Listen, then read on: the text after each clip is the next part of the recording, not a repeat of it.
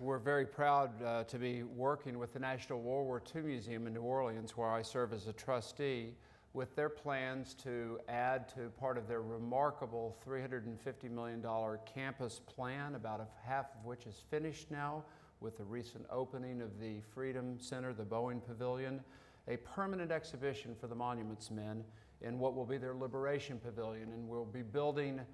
recreating a salt mine to allow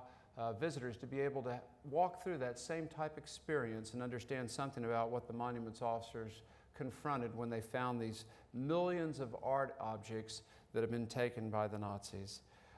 One of the exciting developments from the perspective of the foundation is the opportunity for people around the world to know the story of the Monuments Men, and I've been working with George Clooney and his partner Grant Hesloff on their efforts currently underway filming the Monuments Men, based on my last book, to tell the story about what these monuments officers did in Northern Europe. And it's an incredible cast they've assembled, including Cate Blanchett, Jean Dujardin, Bill Goodman, Matt Damon, and Bob Balaban, Hugh Bonneville, and others, that will be out in December of this year. I want to close my remarks before we take questions and share with you something that's important to me, and I think is important to put this story into perspective, and in particular, so many of the great awards and attention that the Monuments Men Foundation has received, because it's not about us, it's about these men and women, several of whom lost their lives during the war, protecting these works of art, and so many others that made this tremendous sacrifice doing this noble work. General Eisenhower in June 1945 made his first remarks following the war about to receive the Guildhall, go to the Guildhall and receive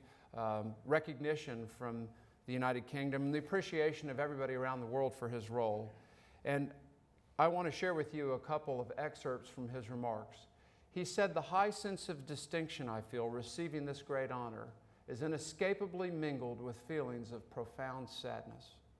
Humility must be the portion of any man who receives acclaim earned in blood of his followers and sacrifices of his friends.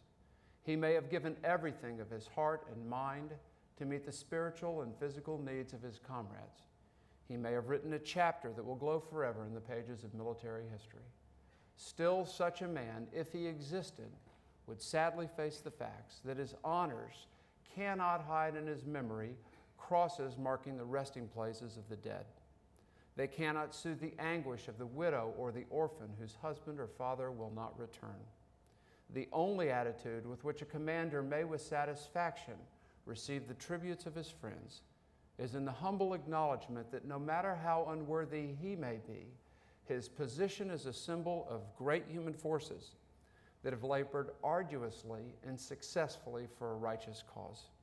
My righteous cause, certainly the cause of the Monuments Men Foundation, and one I hope you will embrace if you believe that the work of these great men and women is important, is the work of the Monuments Men. And I hope you'll share that story with your friends and let their great legacy be known to everyone around the world. Thank you very much.